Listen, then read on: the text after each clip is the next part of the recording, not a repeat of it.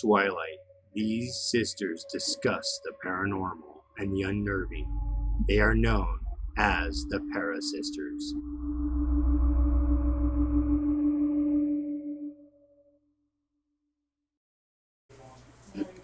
Okay. So it is recording. So if you're ready, tell me when you're ready and I'll count down. I'm ready. Okay, look at my peppermint kiss. 3. Oh, I like it. We're about to start. Yeah, huff it. You need some, just text me or something. Yep. Just text with me and listen, hey. We're like recording right now. I know it's recording! What? The boys aren't home at basketball, so she's going to... Okay, so we may have a dog interruption in a little bit because the boys aren't home yet. That's fine. Okay. 3, 2, 1. Hi guys, this is Tristan. And it's Rebecca. And you are watching and listening to the ParaSisters. What up? Because we're badass. Dude. Hopefully you're watching and listening. I know. We need some followers, people. Come on. Tell your friends. For reals. For reals. If you guys haven't watched it yet, go check out our Halloween live video because it was pretty awesome. Dude, it is awesome. Like, I had so much fun. It's funny because I didn't rewatch it as I was editing it. Editing? I can't even talk. Like I do with most of the videos that we do because I edit it, so I have to watch it. So I do listen to it, but I don't necessarily always watch it. Right. So, right. It's awesome. And I did watch it, and it was very good. And while you're there, check out the rest of our videos because they are also awesome. Right. Awesome possums. So I'm going to just jump into it. Okay, so today, I'm super excited about this one, Becca. I really am. Mm-hmm. It's haunted objects. Ooh. This has always just really intrigued me to think that an object could be haunted.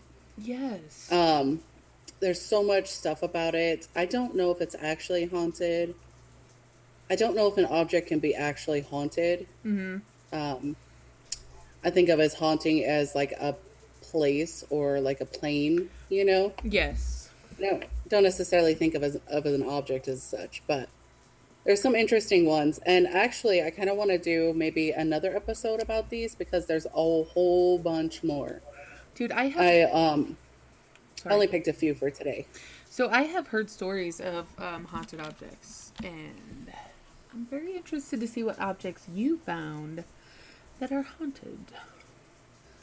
2 of them are really well known. One of them I had actually never heard of before. Right. But I'm excited because there's so many more that I'd never even heard of.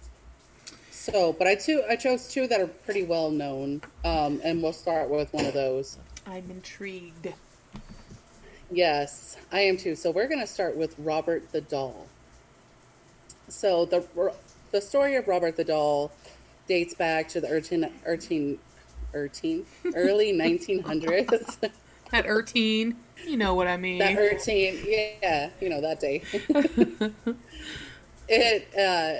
The story actually dates back to the early 1900s when a young boy named Eugene Robert Otto was given a one-of-a-kind handmade doll by a servant who worked for his parents in his home. Eugene, who everyone just called Gene, so that's what we'll refer to him from now on. So Gene named the doll Robert and quickly became extremely attached to his new friend. I mean, some say unhealthily attached to him. Yeah.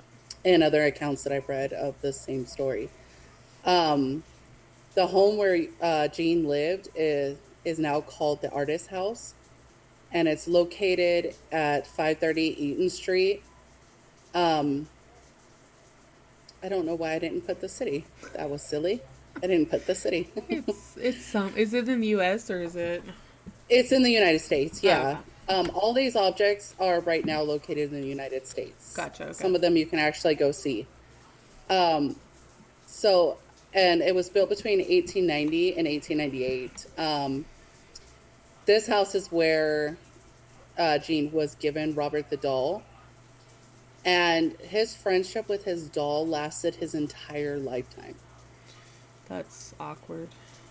Right. That's why I said it was he was extremely attached to it unhealthily. Like, it was not a healthy attachment. How do you explain that to your Um, spouse? Like, here's my doll. Like, I actually watched a documentary about Robert the Doll yeah. a couple years ago, and his wife hated that thing. And some Yeah. accounts say that the doll hated his wife. Okay, that really freaks me out. Right. I'd be like, burn Me it. too. Right. So in this house, he was given this doll by the servant. Like, while he seemed like an ordinary cloth doll, it wasn't long before Robert was involved in strange and somewhat terrifying events. The first hint that something was out of the ordinary was happening was one night when Jean, who was only 10 years old at the time, awoke to find Robert sitting at the end of his bed staring at him. Ugh. Sorry, Rebecca. So he woke to find him sitting at the end of his bed staring at him. Moments later, his mother was awakened by Jean's screams for help and the sound of furniture being overturned in her son's room. What? Yeah, Jean cried out for help, begging his mother to rescue him. When she finally was able to wrench the door open, because it was locked, she saw Jean curled up in fear on his bed. His room was in shambles, and Robert the doll was sitting at the foot of his bedstead. Um, why would this kid want to keep this doll? Right, I don't know. I don't know. It's weird. The only words that Jean could, like, coherently say was that Robert did it. Um, No. and these same words were used many times throughout his childhood when something strange, mysterious, or destructive would happen around their house. They blame it all on Interesting. Robert. Yeah, it's crazy. So nobody knows for sure why or how the child's toy, Jean's toy, could actually wreak havoc on um, on a child's bedroom or do anything at all. After all, it's just a toy, right? Right. Um, but the weird and inexplicable didn't stop at that one occurrence. Jean's parents would often hear their son upstairs talking to the doll. Oh Lord. And the weirdest part, getting a response back in a totally Shut different your face. voice. Shut it. Right. I don't like it, Tristan. And an even weirder thing is they actually reported seeing the doll speak. No. And they witnessed his expression change. Oh my gosh. No. Yes, yes. Giggling and sightings of Robert running up the steps or staring out the upstairs windows were also reported. Why the F didn't this doll get chucked in a fire? You tell me right now. I don't know. I honestly don't know either. I think that maybe his parents thought that because of his unhealthy attachment to the doll, that it would, like, damage him in some way by taking the doll away. I think that he was probably more damaged by the doll. I would think so too. So, Robert continued to live with Jean throughout his life. Like I had stated before, like he kept him for his entire lifetime. And after Jean's parents died, he moved back into his childhood home with his wife, Anne. Jean decided that the doll needed a room of his own. Oh fuck. Yeah. And placed him in the upstairs room that had a window overlooking the street. Oh god, I can't. So Robert had a room of his own. I know. I'm telling you, it's unhealthy. Like, there is something wrong here. Obviously the doll had convinced the boy that he needs him. He's like, Obviously, yes.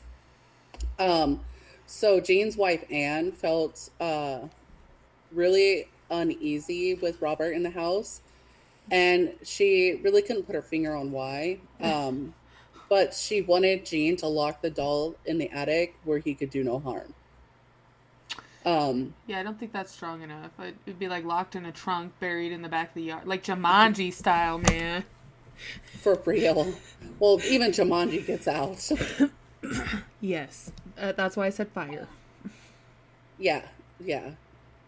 Jean conceded, and as one could imagine, Robert the Doll was not happy with his new room.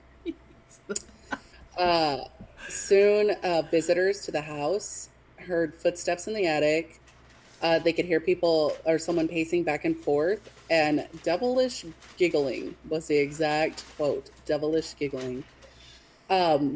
Neighborhood children report seeing Robert watching them from the window in the upstairs room, and told accounts of the doll actually mocking them as they walked to school. Like through the window. Yes, mocking them through the window. I'd mock him back. I'd be like, ha ha, you're locked in the attic. Right. It's gonna haunt me. Well, see, like, and here's the thing.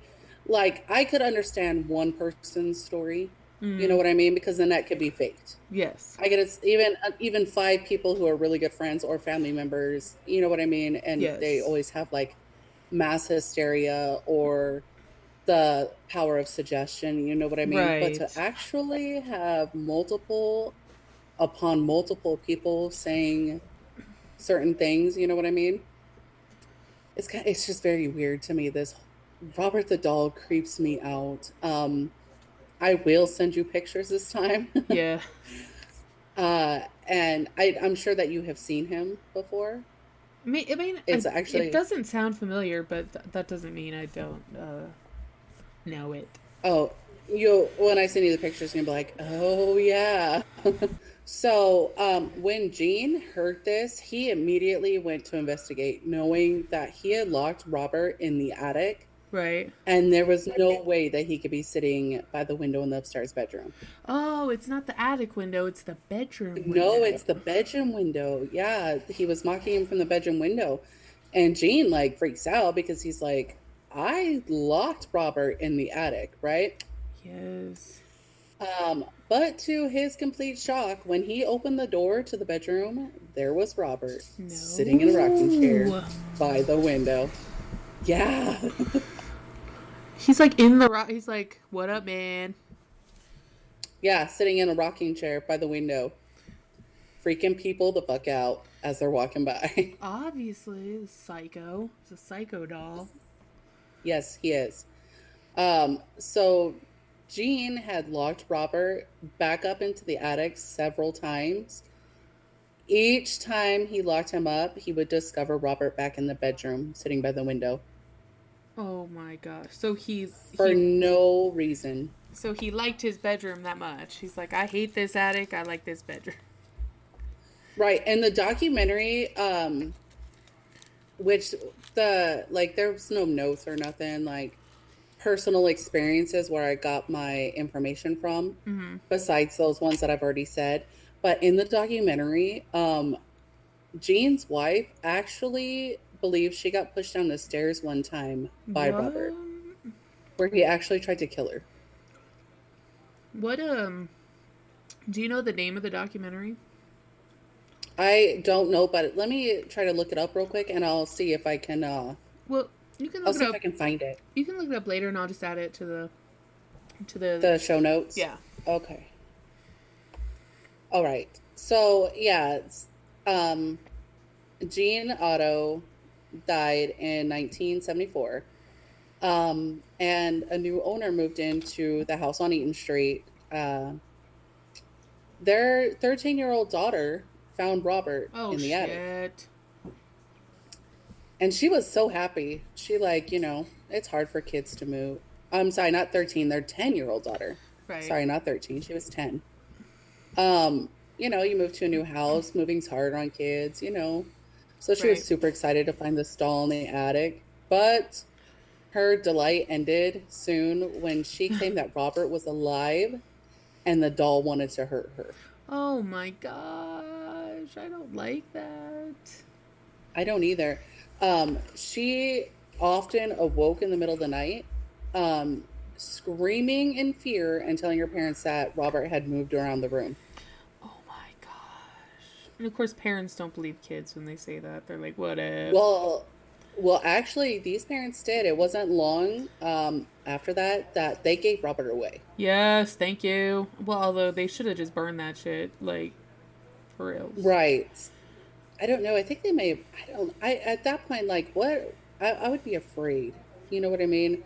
Like, here's the thing, like, whatever is housed in that doll, would you be releasing it if you burnt it? Okay, I guess I would be Googling. Oh, there's no Google back then. I don't know then, okay? I would get some holy water. I don't know. Mm-hmm. So, Robert today lives in East Martello, where visitors from the world come to see him. He lives where? So today, Robert lives in Martello Fort, where visitors from the world can come and see him. He's out there, like, just hanging out, and he is creepy. I'm not even joking. All right, so can you hear me? I don't know if you can. Somebody a doll that looked like this. So you froze again, and it's freaking me out that it keeps happening right when you're saying where he's housed at. Like, happened again at the same spot. At the exact same. You said something east, and then it did it twice in a row, and like, it was perfectly fine before that. So, now my video turned off. What is going on?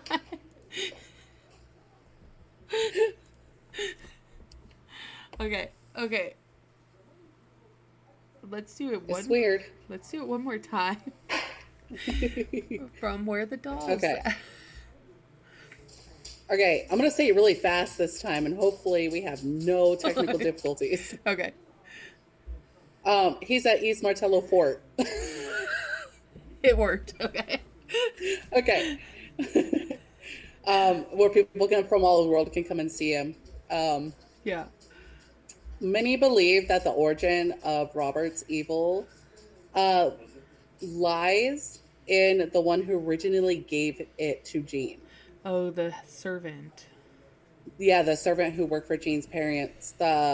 This woman was supposedly mistreated by her bosses, and to punish them, it's believed that she cursed the doll. But how does, I guess, like, black magic? I'm like, how do you curse stuff? I don't know. I don't understand. Yeah, it says with voodoo or black magic. Which I actually just learned the difference between elemental magic and ancestral magic, which is what voodoo people practice. They practice ancestral magic? Yeah, which is where they draw their power from their ancestors. I guess I've heard that, okay. Yeah. But this might explain all the many mysteries and frightening experiences people have had with Robert the Doll. Interesting. I don't know. It says that it has when I was reading this, it posed a very good question. Like, why wouldn't the hauntings end when the owners died? But I have an actually very good answer for that, because once something is possessed, it doesn't just go away. So I guess my question would be, was the doll actually evil? Like, did it do evil stuff, or did it just scare people? Because I'm not sure that scaring people is necessarily evil. I mean, it's not nice, but it's not malicious. Well, it could be malicious, but it's not like, I don't know. I don't think it's like born of evil. And then, but here's the thing, though. It's a doll. You know what I mean? Like, how much damage could it really do? Obviously, if it can move shit around a bedroom, it could probably do something. It pushed a lady down the stairs. Right, so that I would consider that at that point evil. You know what I mean? Actually trying to do harm to somebody. Well, and of course I thought of that, but then I'm like, if it is, the wife of the guy, and she didn't like the doll, well, maybe that kind of explains it. But then I have to wonder, like, did he do some kind of crazy, like, voodoo magic on the kid to make the kid keep him forever, like... Like, be compliant, right? Because I don't that know. would be kind of evil, I think. That's actually very interesting to think about because I have no idea.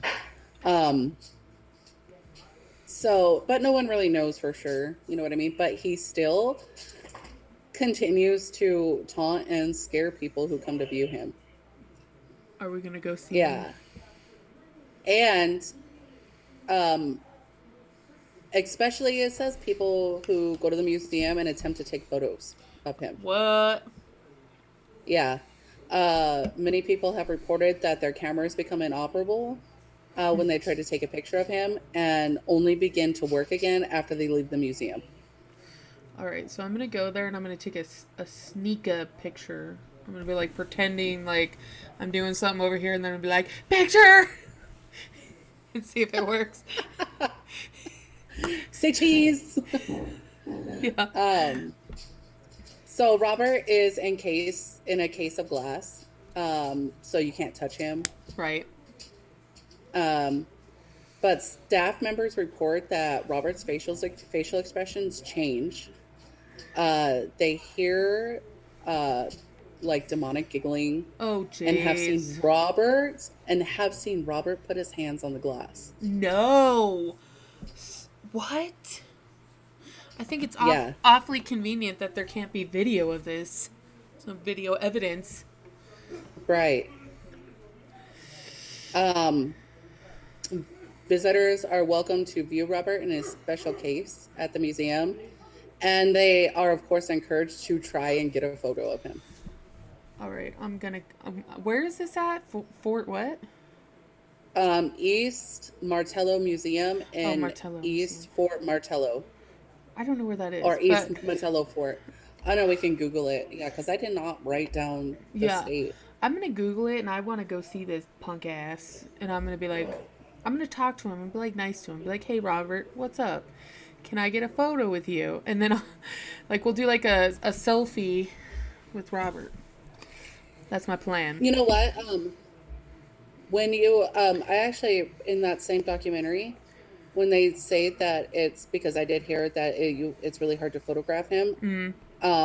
If you ask permission and he like gives it to you, he's not going to tell you. Yes, of course, but you can actually get a picture of him. Oh, interesting. Yeah. Interesting. So, yeah. But that was my first haunted object, which I don't even know if that's an actual haunted object, but it sounds haunted to me. I don't even know, man. It's crazy. My second one, I didn't even know about this one. It's actually very, very creepy, and then wait till you see this. It is a painting called "The Hands Resist Him." So okay. it's a weird painting. It actually doesn't seem very weird until you start looking closely at it. Interesting. So this painting was created by an artist named Bill Stoneham in 1972. It depicts a young boy of about 6 years old and a female doll standing in front of a glass panel door against which many hands are pressed.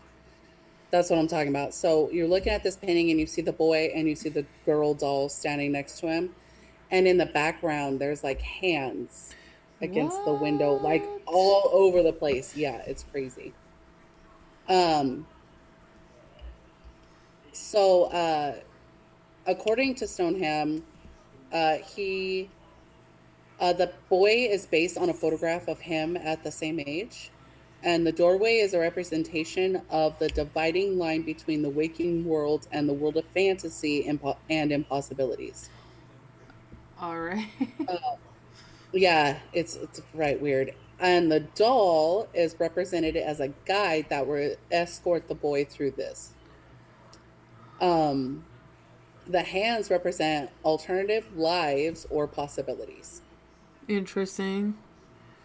Right. So this painting became a subject of an urban legend and a viral internet meme in February of 2000, which I could not find the meme. I probably just didn't want to. Did they have memes what year? 2007? 2000. They didn't have memes back then, did they? Everybody was sending that baby dancing to emails. Right.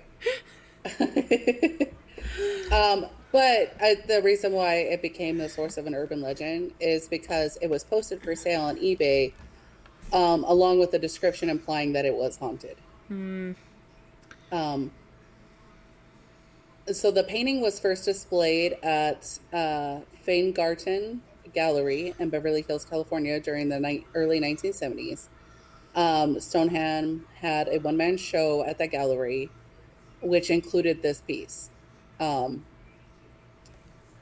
the show, the painting was purchased by actor John Marley, notable for his role as Jack Woltz in The Godfather.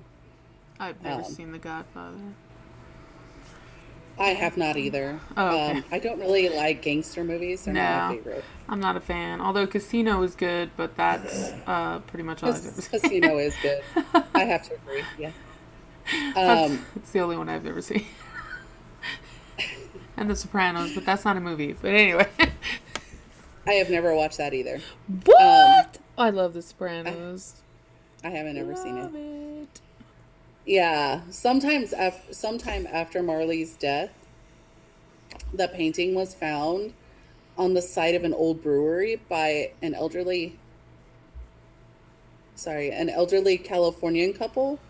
They're actually the ones that put it up for sale on eBay.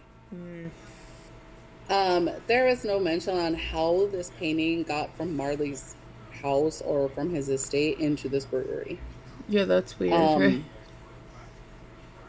It is weird. The painting appeared on the auction website eBay in February 2000. According to the seller, the aforementioned couple, the couple that had found it, the painting carried some form of curse.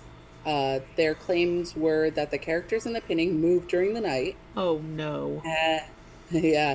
And that they would sometimes leave the painting and enter a room in which it was being displayed. Which is weird.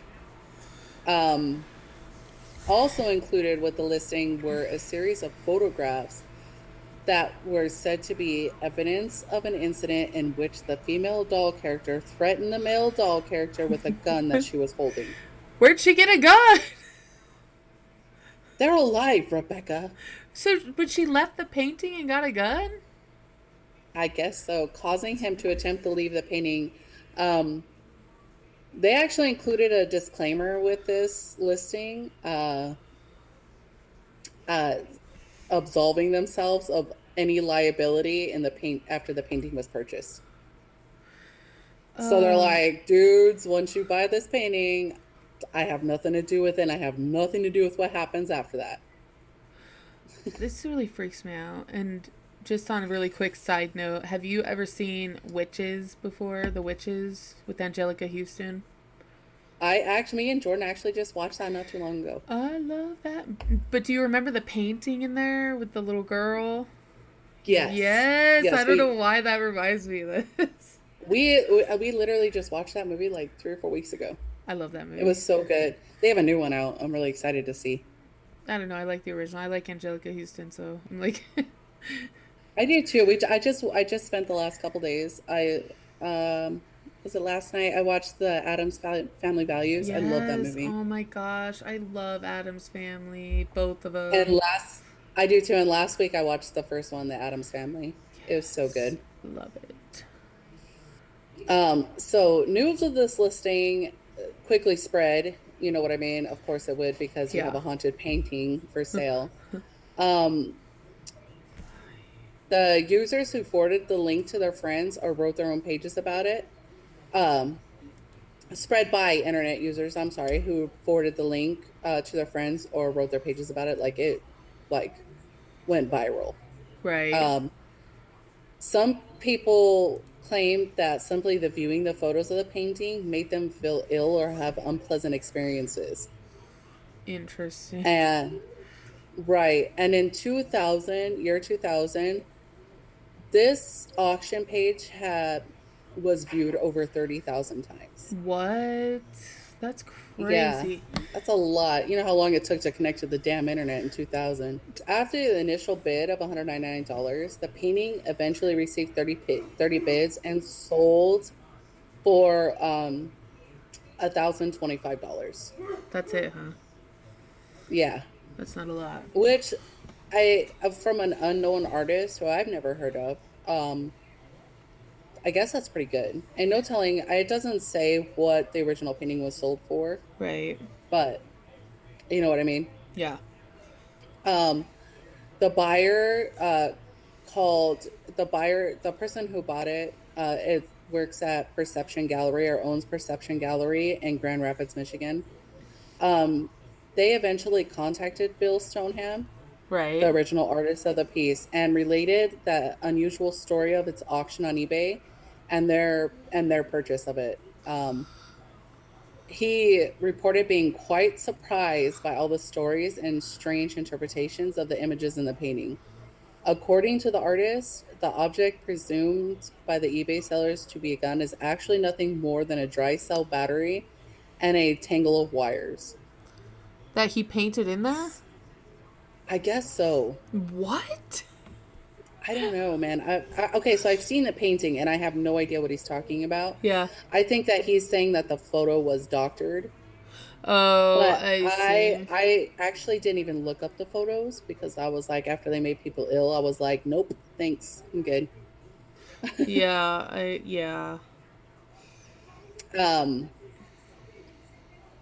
so Stoneham recalled that both the owner of the gallery in which the painting was first displayed and the art critic who reviewed it died within 1 year of coming into contact with the painting. Oh shit. I was just Yes. thinking like I might risk it and look at some photos of the painting. Now I'm like I don't think so. Right. I don't even know if we're gonna put Um, a picture up in this video, honestly. I don't want to be responsible for other people's illnesses. well, I don't know. I don't know. You know how people become Insane. loony, Yeah. right? Um, so an individual who saw the story about the original painting contacted Stoneham about commissioning a sequel. Um, Okay. Let's make another one. right. So he agreed and he painted a sequel called Resistance at the Threshold. Um, the sequel depicts the same characters, but 40 years later. What? Um, and is painted in the same style as the original. Um, a second sequel, Threshold of Revelation, resolves mysteries of the boy's life, including that of the doll slash girl. Right. Um, and it's perhaps his real sister discovered late in their lives. He finished that one in 2012. And you can see those paintings on his website, on Stoneham's website. Oh, gotcha. Um, yeah.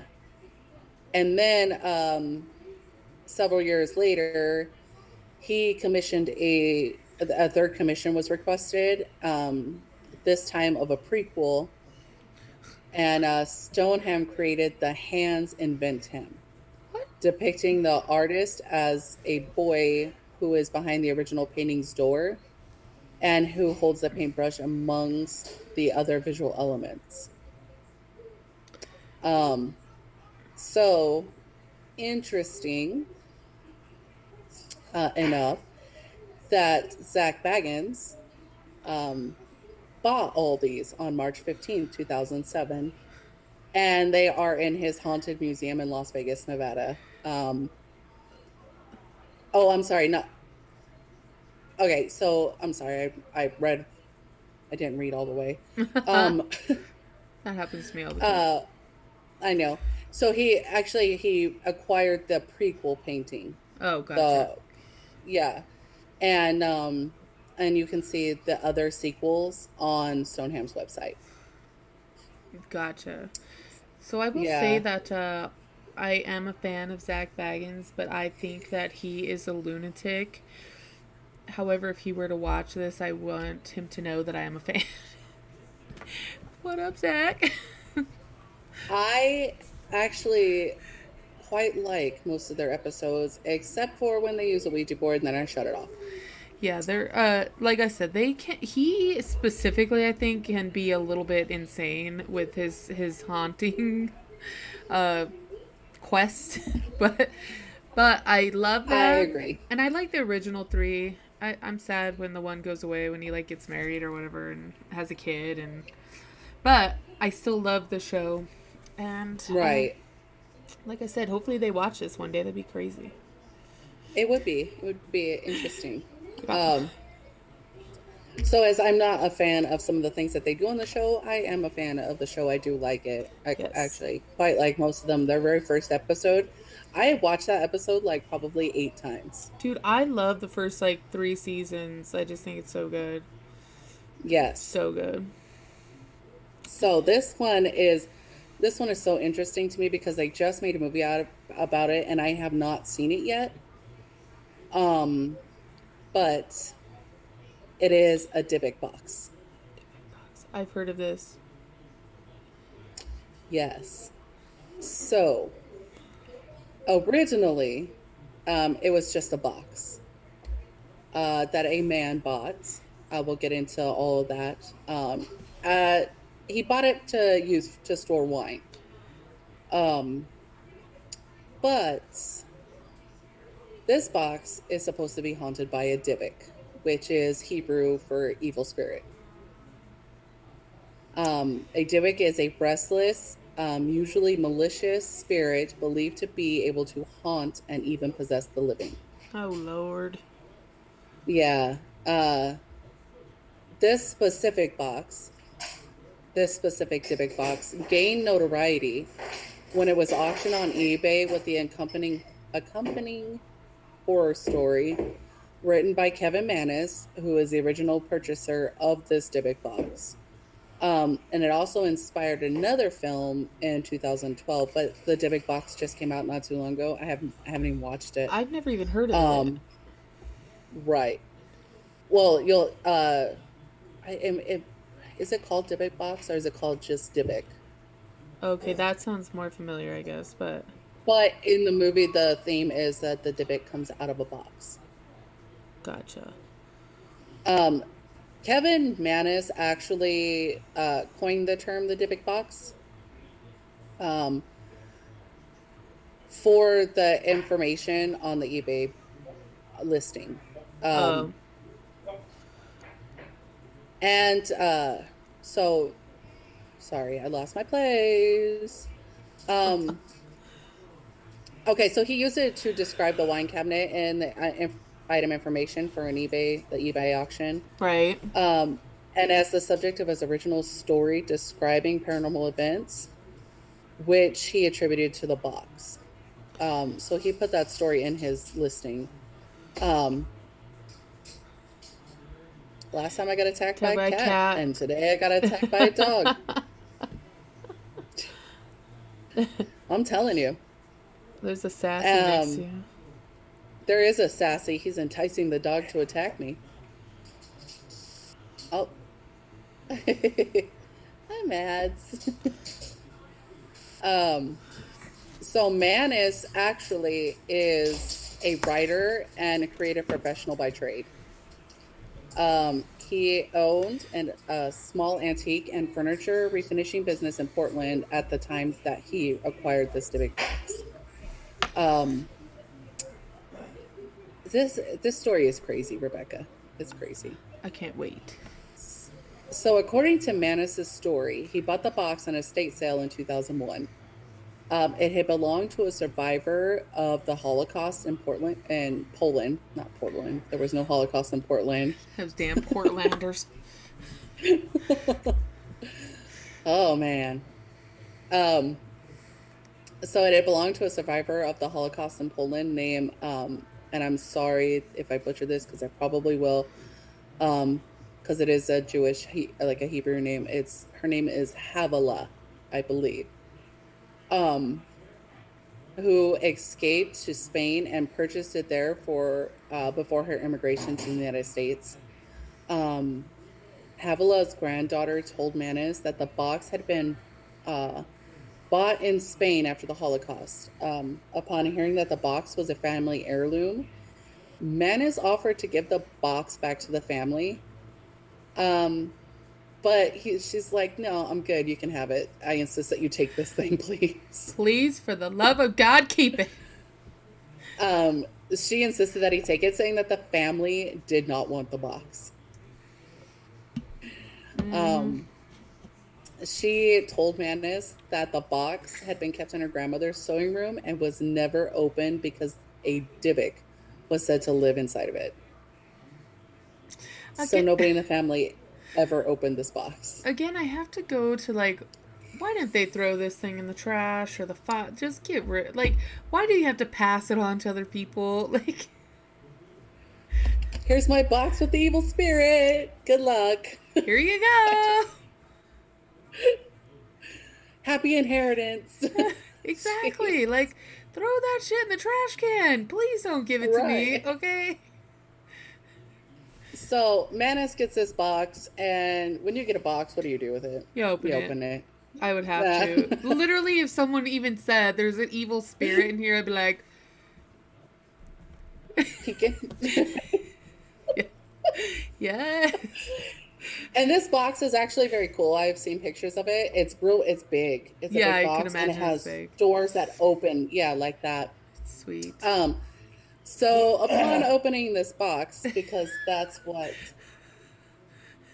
people do,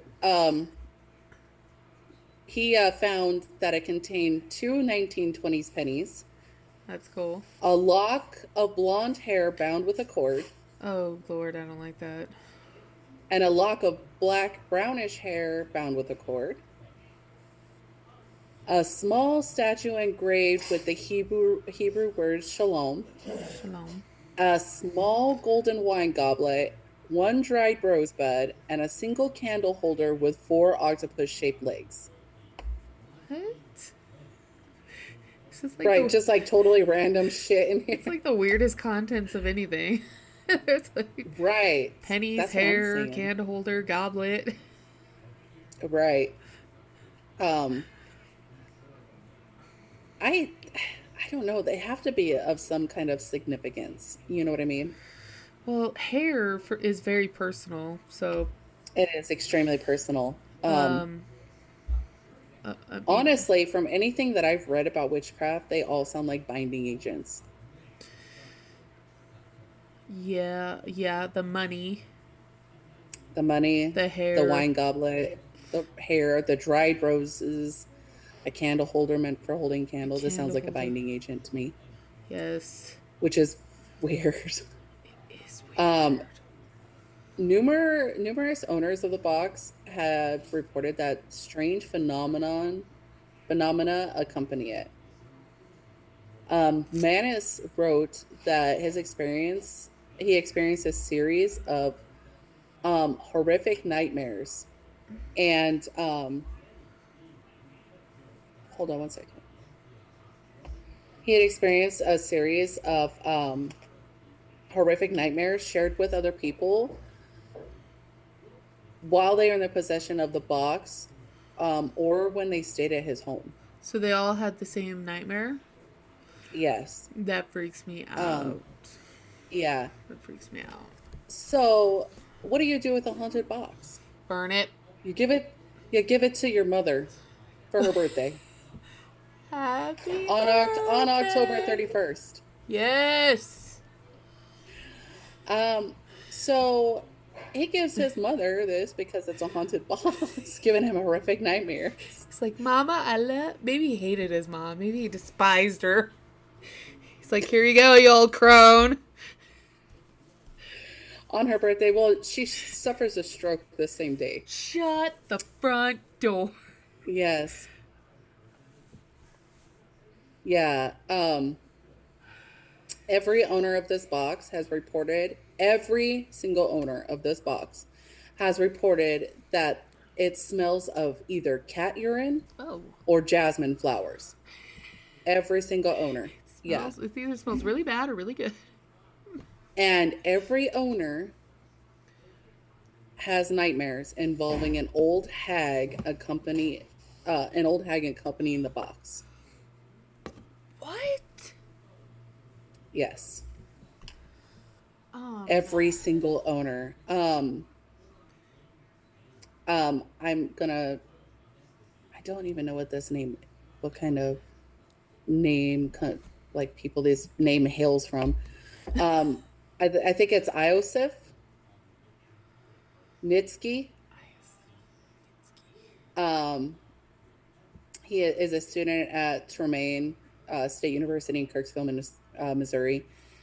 And the last person to auction the box on eBay claimed that the box caused lights to burn out in his house, and it caused his hair to fall out. what? Um, The Dybbic yeah, made me bald. That should have been the name of the yeah. horror movie. Sorry, dog barking.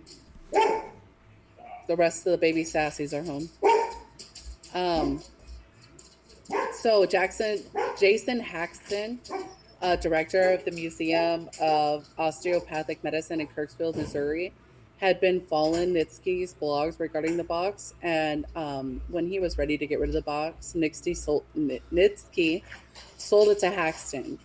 Um, and Haxton wrote a book called The Dybbic Box and claimed that he subsequently developed strange health problems upon getting this box, including hives, he was coughing up blood, Oh, what? and yeah, it had head to toe welts all over his body. Um, Haxton actually did, which I wouldn't even purchase this box to begin with because honestly, No. Fuck. its entire history is awful, man. Every person who's ever had this it's bad. But he did something smart. He actually consulted with rabbis Yes. to try to figure out a way to seal the Dybbic box again. Apparently successful, he took the freshly resealed box and hid it in a secret location, which he will not reveal. He would not reveal for the longest time. He later donated the box to Zach Baggins. Are you serious? And it is now displayed in his museum. Yes, Tristan. When I come to Las Vegas, we are going there. Yes. We have to. We have to. I don't give a crap. We have to go. Yes. The box did change hands several times since its 2003 original its original selling on eBay. And it changed hands multiple times, but it is at Zach Baggins Museum, Haunted Museum. Yes. Zach Baggins, man. I'm telling you, like, he is one of the ballsiest damn people I've ever met. Insane. Why would you collect haunted things?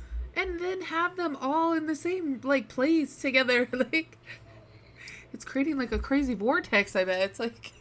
Right, like, what if those spirits, like decide one day they're just gonna, like, join forces? Yes, they're like, dude, you're screwed. You're screwed. Right. It's awful. Do you know what? You know, scrod is actually what they used to call lobsters Yeah, so I think it's a fish. in the 1700s. It's actually lobster or crawfish. Yeah, scrod, yeah. Yeah, scrod. You're scrod. You're scrod. You're a fish.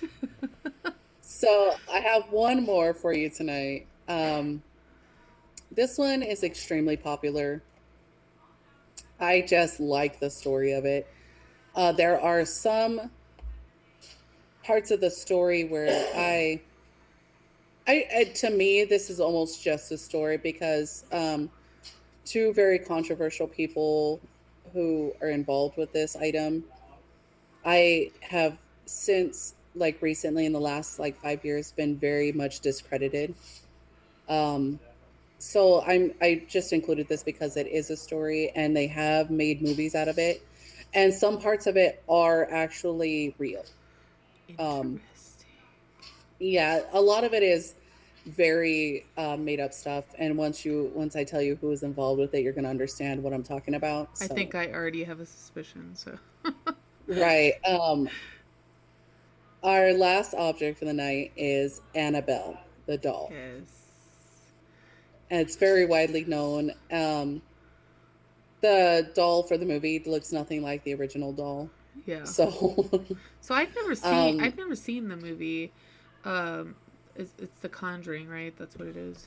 yeah, Yeah. that's like it's The Conjuring is part of it. They also have Annabelle, like the beginning of it. You know what I mean? And that's pretty new, right? That just came out not that long ago. It's called Yeah, it did Annabelle. actually. Yeah. Okay. Yeah, it's called Annabelle, Annabelle Origins or something like that. Okay. Um, it is. The Conjuring is a very good movie. Dude, It is very very good. just really quickly, I am desperate to see that movie, but I cannot watch it at night, and I don't really have time during daytime hours, and nobody else will watch it with me. So I'm like, I haven't been able to When watch it yet. when you come to visit, we'll watch The Conjuring, and then we'll go to Yes, Zach Baggins Museum. we'll go to the museum. Yes, The Conjuring and Sinister. I like both of those movies very very much. Interesting. Um, I do. Sinister is a great movie. I actually like both of them. Um, so Annabelle is an allegedly haunted doll housed in the occult museum of the paranormal investigators Ed and Lorraine Warren. Um, Ed, like we just talked about, a character based on the doll, is a recurring antagonist in the Conjuring universe. That's what they call it now, the Conjuring universe. Um, the doll was originally purchased, used from a hobby store in 1970. Um, the doll, we'll get into why the doll later became known as Annabelle. Uh, this doll spent a considerable amount of time terrorizing a pair of nursing students before Ed and Lorraine actually were called in. So, as this story goes, Annabelle, who she will become known as, uh, the doll was a gift to a young nurse named Donna or Deidre, depending on the source. They both names have come up for both of those. But it was a gift from her mother for her 28th birthday. We'll call her Donna for our purposes. Was apparently thrilled with this gift. People are so weird. I don't understand why at 28 years old she was extremely thrilled with a used doll. Yeah, people are, and it's like a rag doll almost, isn't it? Like, It is. It's a yeah, Raggedy Ann doll. That's what it looks like. Yeah. yes. Um, apparently thrilled with the gift, she brought it back to her apartment that she shared with an shared that she shared with another young nurse named Angie. And Angie is the name because in all sources it is Angie. Um, so at first the doll was an adorable accessory. She had set it on the sofa in the living room and like kind of like a way to greet visitors with because she's actually very cute. Annabelle the doll is actually very cute. Um, but before long, aww, my sassy brought me a pepperoni.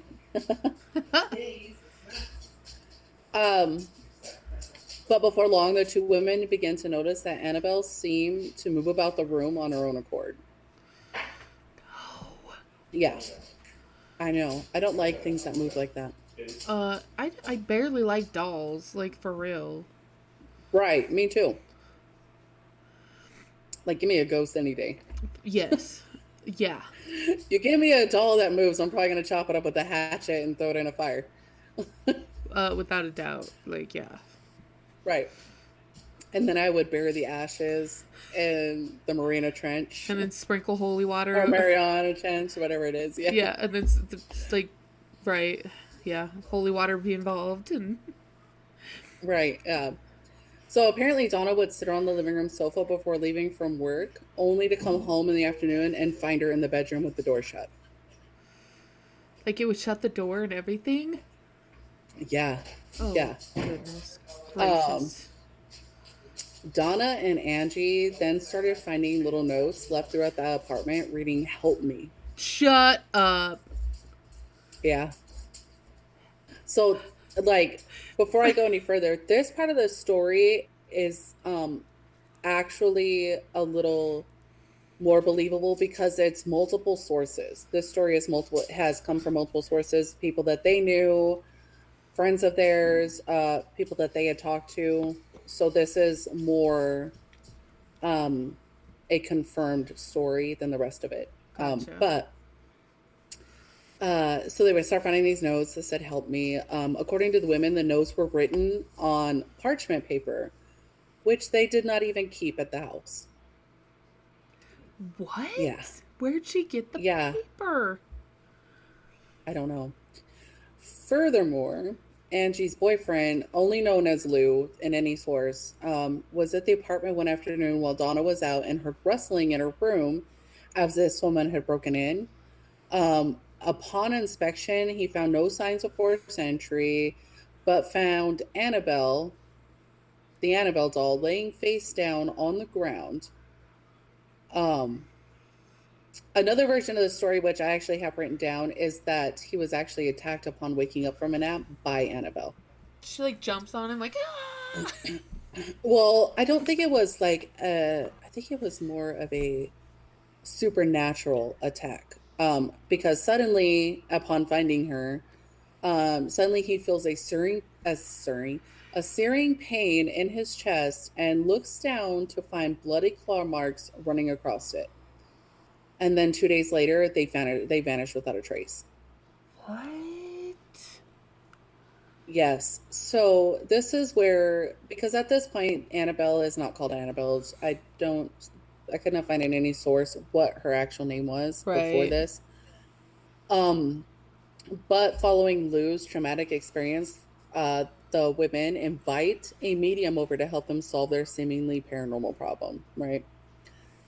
Now, you can't just invite any medium over because they're, No. yeah. So the medium holds a seance, which you don't do that either. Um, so the medium holds a seance and tells the women that the doll is inhabited by the spirit of a deceased 7-year-old girl named Annabelle Higgins.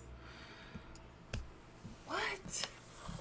Right, whose body had been found years earlier on the site where the apartment building had been built.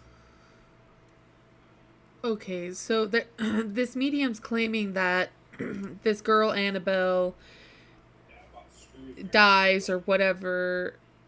They buy the doll separately and then bring it to the apartment, and the girl inhabits the doll at the apartment. That's what the medium is saying, yes. I'm not sure that seems believable to me, honestly. Because why would they? Right. Honestly, why would the spirit inhabit a doll? Well, I'm sure, like, at that apartment building, there had been dozens of dolls come through there over the years. You know what I mean? Exactly. But it inhabits that doll. That's what I'm saying. You got to be careful if you're going to invite a medium over. You got to be careful with who. You got to do like a background check on this shit. You know what I mean? For real. The medium claims that the spirit is benevolent and simply wanted to be loved and cared for, right? Right. So, of course, you got two women. I would feel badly for this little girl. You know what I mean? Yes. So the two nurses reportedly feel bad for the spirit and consent to allow her to take up permanent residence in the doll. So,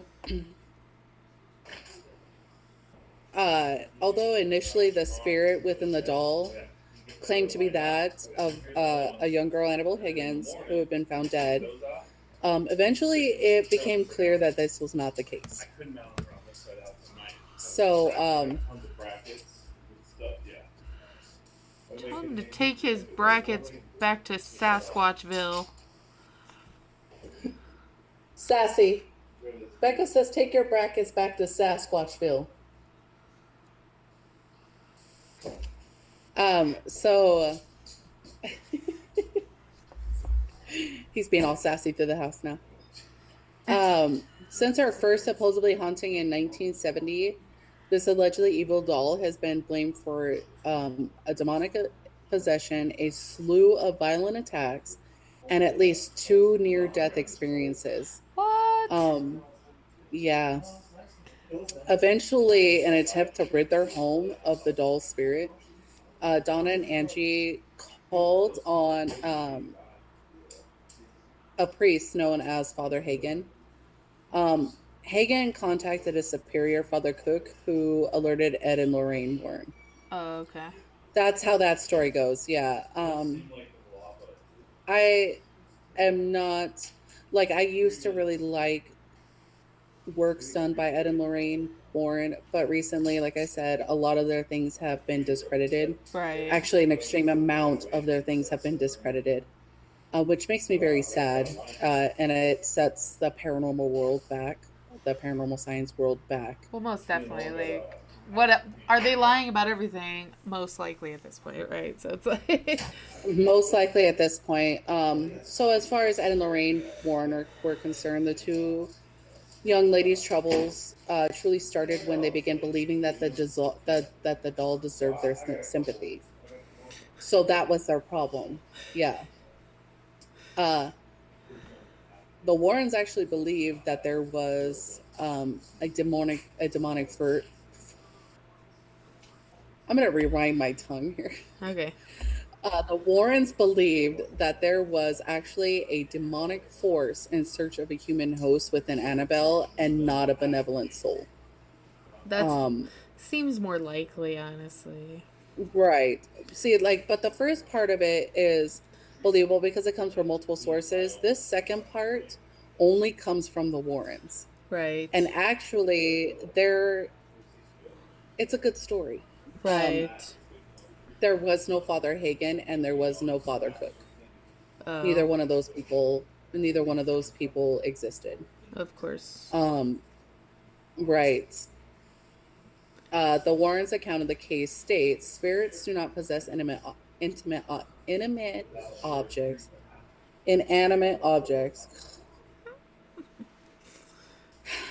like houses or toys. They possess people. An inhuman spirit can attach itself to a place or object, and this is what has occurred in the Annabelle case. The spirit manipulated the doll and created the illusion of it being alive in order to get recognition. Truly, the spirit was not looking to stay attached to the doll, it was looking to possess a human host. What? Which I have actually heard of this happening not from the Warrens.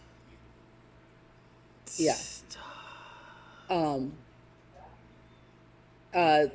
They noted the reason why they believe that there were signs of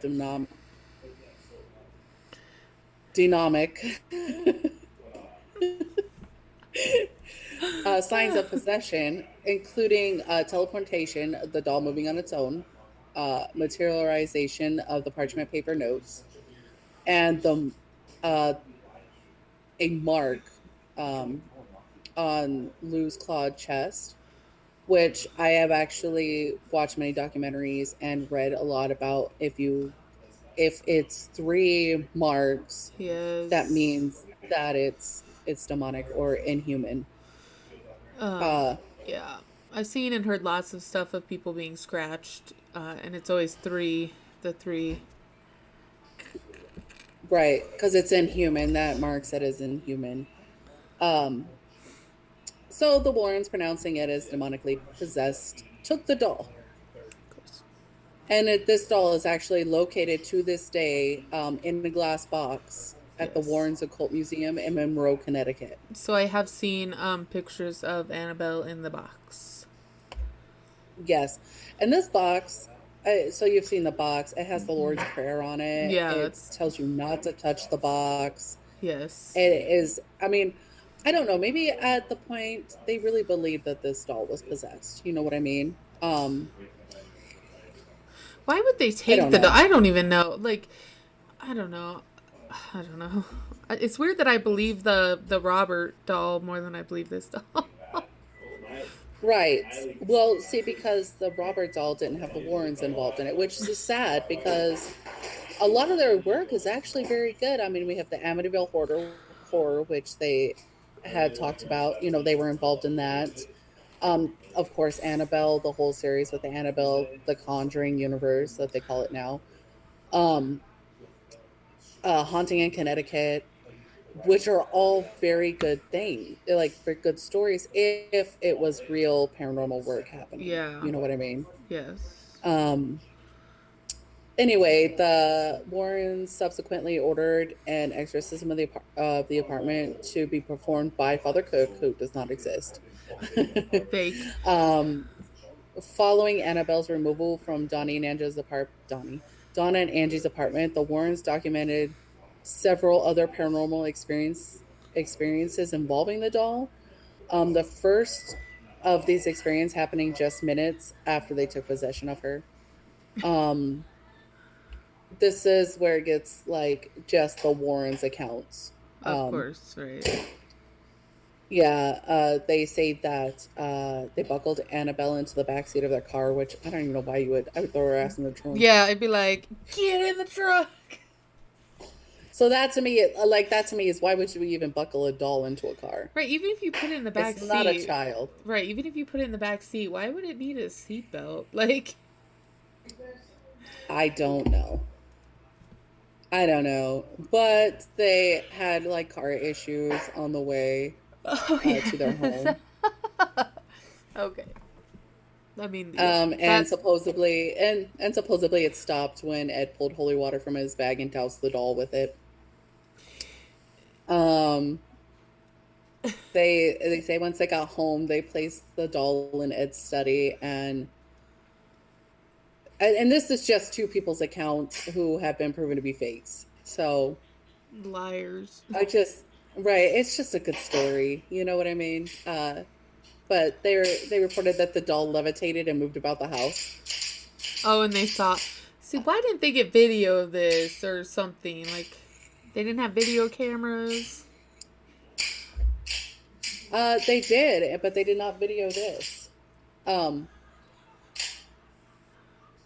they said that even if they placed her in a locked building, like an outer building, she would turn up later inside the house. Yeah, I don't know. I can't believe anything they say anymore. It makes me sad. No, it's crazy. Even though she doesn't share like the same likeness to the one in the movies, they say that the way that she looks, it makes her creepier because she appears ordinary.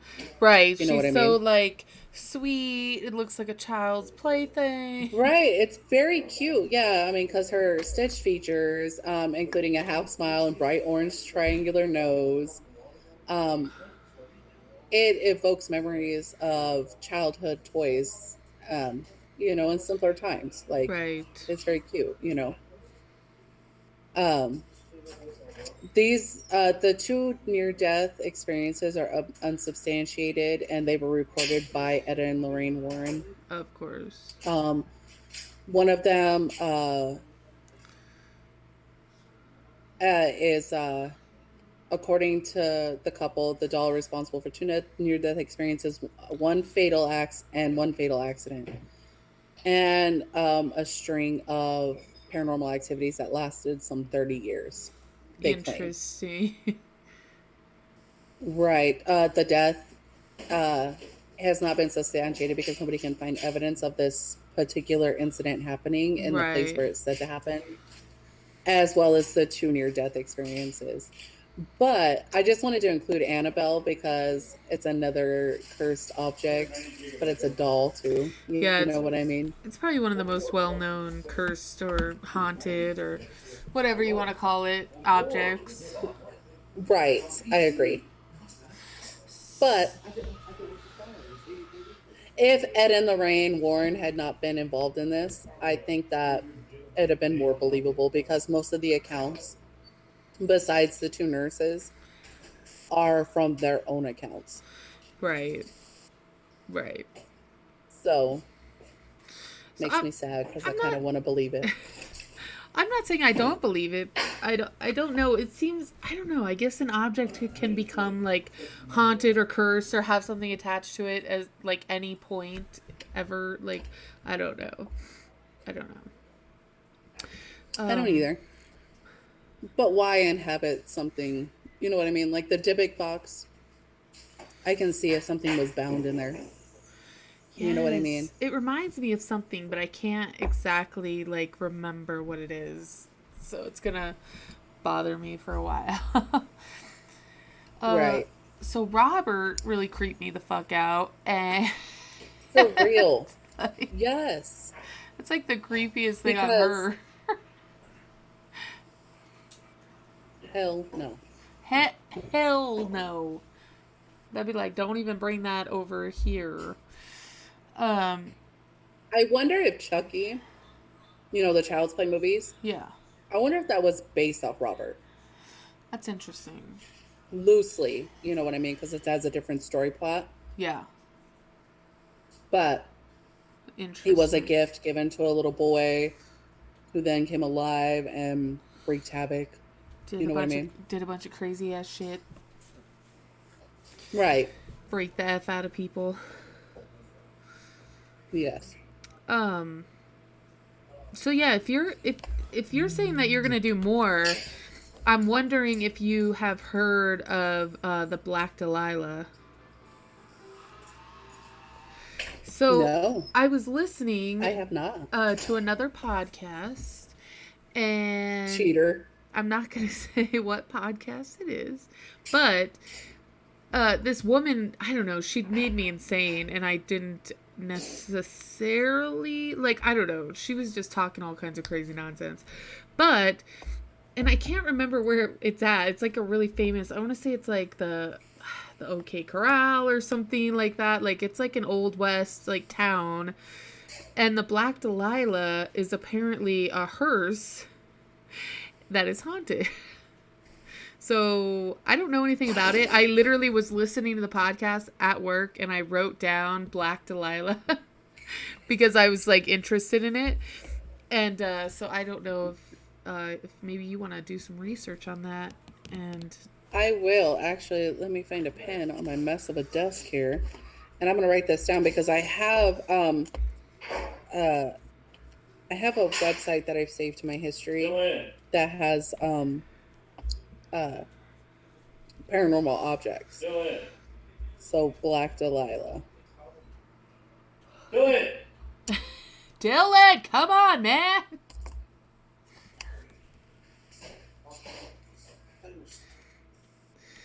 On another It's like, I'm sorry. I'm sorry. Oh, this one makes it great.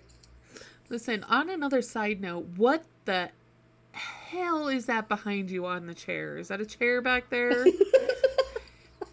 That thing, It's a pony. that thing has been staring at me the whole entire like video. And it's got like a it's like one black eye. It's like, I see you. It's a giant pony that baby Sassy got for Christmas a couple of years ago. The dog is emoji. It's like it's very freaky looking with its black, because like I'm sure the eye is not black, but on your No. video it looks black. It's actually pink and black. Yeah, it looks black, and it looks like a gaping hole in its face, to be honest with you. Well, usually she'd actually asked me where I wanted her to put it, and I was like, you can leave it there. Because we did an extreme deep house cleaning yesterday for Thanksgiving.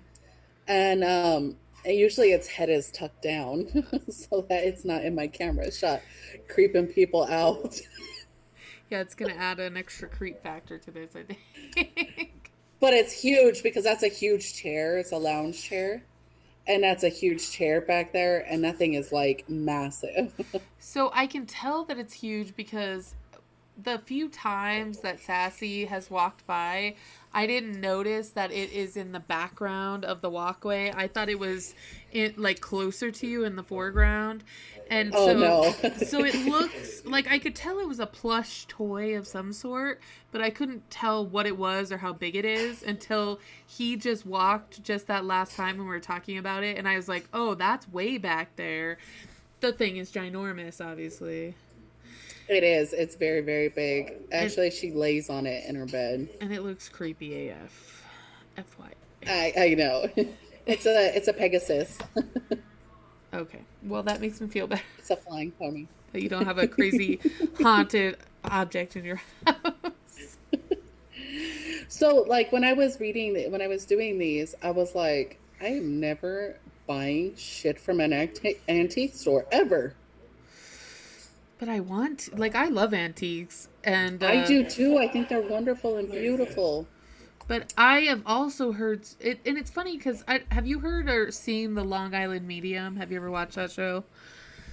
I have not. So I don't know if she's real or anything, but I think I remember like an episode where she's talking about her, like this woman that she was doing a reading for. Her grandma or something had passed away, and she had left her like a desk, like an entryway like table, and I'm pretty sure that the medium said that her grandma was like attached to that table.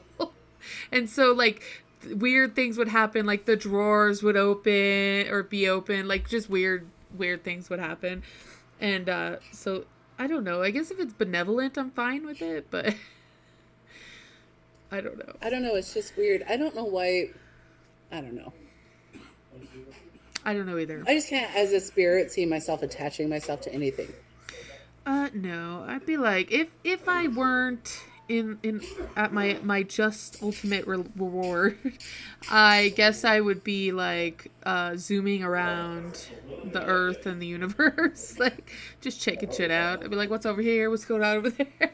Because I'm nosy by nature, so I'd be like, what's happening over here? What you doing? That would be me as a ghost. I'd be like, Right. I don't even know, but I don't know. Some of these are very creepy, and I read on when I was going through the list of haunted objects, and that's what made me decide to do another episode of this. It'll probably be in another month because I have something coming up that I really want to do. It's a lot of research, an extreme amount of research, because there's so much, and it may have to be a two-parter because it is a lot. yes.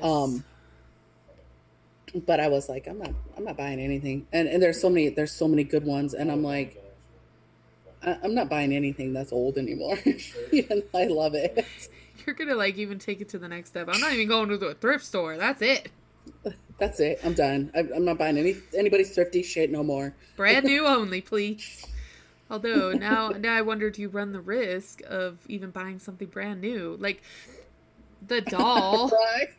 I'm like, Annabelle was not extremely old, I'm assuming, but No, I'm assuming that she wasn't.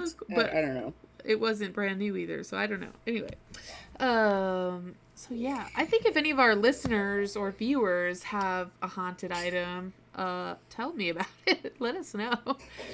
We want, Exactly. we Please. want pictures. We want stories. We want maybe video evidence. Like, come on.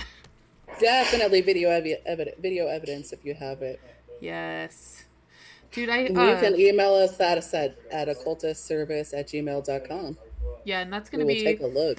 that's gonna be in the description of the video. I always put that up there now, along with all of our places where you can follow us, so you know what we're doing. You can almost stalk us. Almost. Not in real life. No, I'll punch you in the throat if you try to stalk me. But you can cyber stalk me. That's okay. It's cool. I'm cool with that. I ain't got nothing to hide. Yes. No, me neither. Certainly not my my online presence. That's fine. Yes. It's fine. It's fine. I do not know what's going on in my house right now. There's people with flashlights, and I don't know. Listen, that really quickly reminds me of a story of a haunted object that I heard on the other podcast. And it was this guy called in, and he's like, I bought this mirror, and it was like a really old mirror from probably like the 1800s.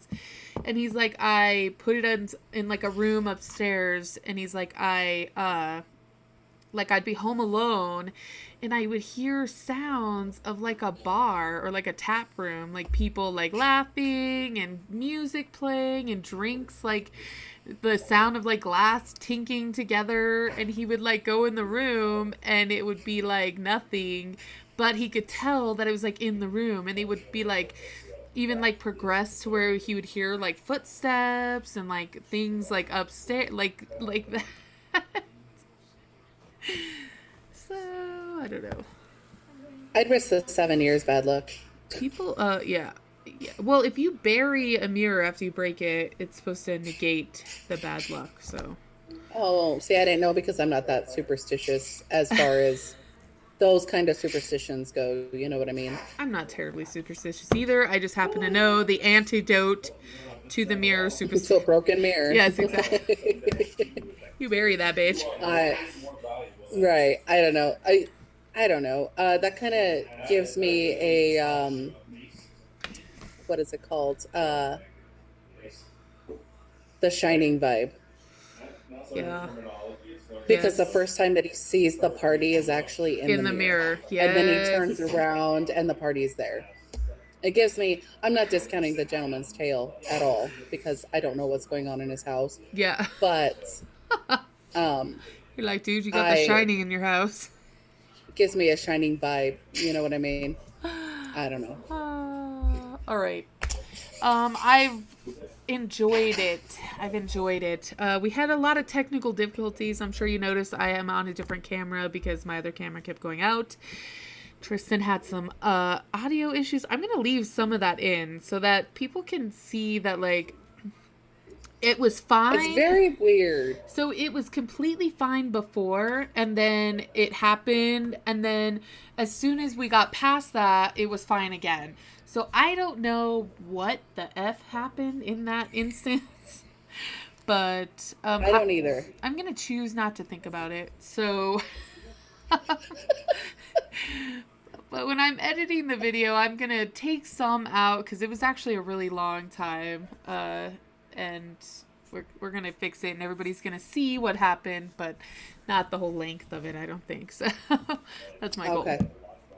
So, if you guys enjoyed what you saw or what you see, make sure you like us, follow us, share us, and, you know, go to all of our little... 100%. Yeah, we got Instagram, we got Facebook, we got Twitter, and of course we're on YouTube, and we now are everywhere that you find a podcast, because that guy, you know, he still hasn't said that he wants Apple, so we're not on Apple, but we're everywhere else.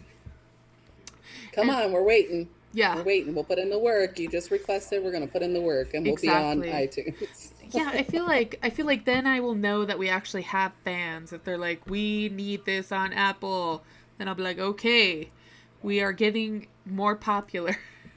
Until then, I don't give a shit. Okay. No offense to Apple users at all. I'm an Android user, and I am personally an Apple user, but I don't use iTunes for anything. Sorry, iTunes. I have Spotify. So. Well, nobody, again, this is one of those tangents, I feel like, but nobody likes a proprietary, well, some people like it. I personally don't like where it's proprietary to one system only. So, like, that's why I'm not an Apple fan. Whatever.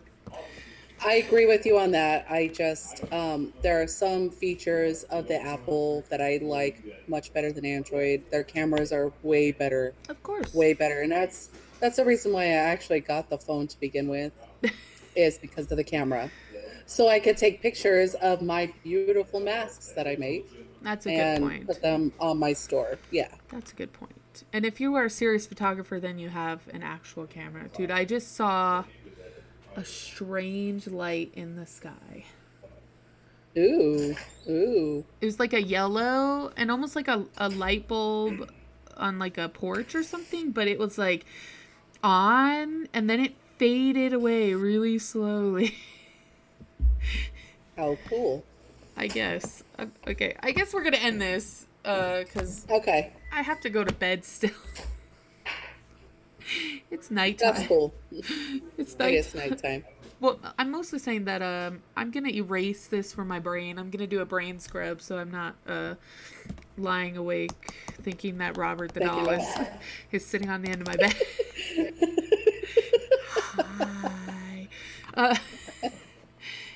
Anywho. Don't ever do that again.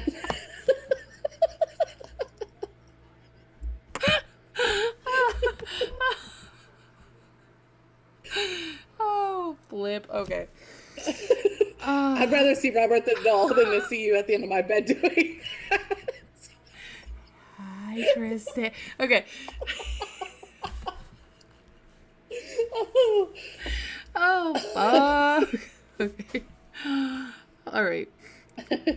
It's 9 o'clock dead, so we're going to stop now.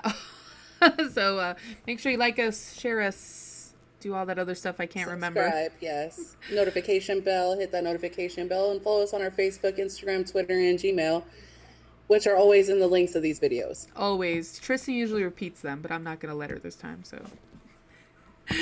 Okay. Well, you know. No, I want to say our tagline, because I think in my mind now this is our tagline of we're out there, and nobody better steal this, because I will sue you. I have video evidence that I've coined this term, and I will sue you. But, all right, we're going to catch y'all on the flip side. And you all stay creepy. Peace.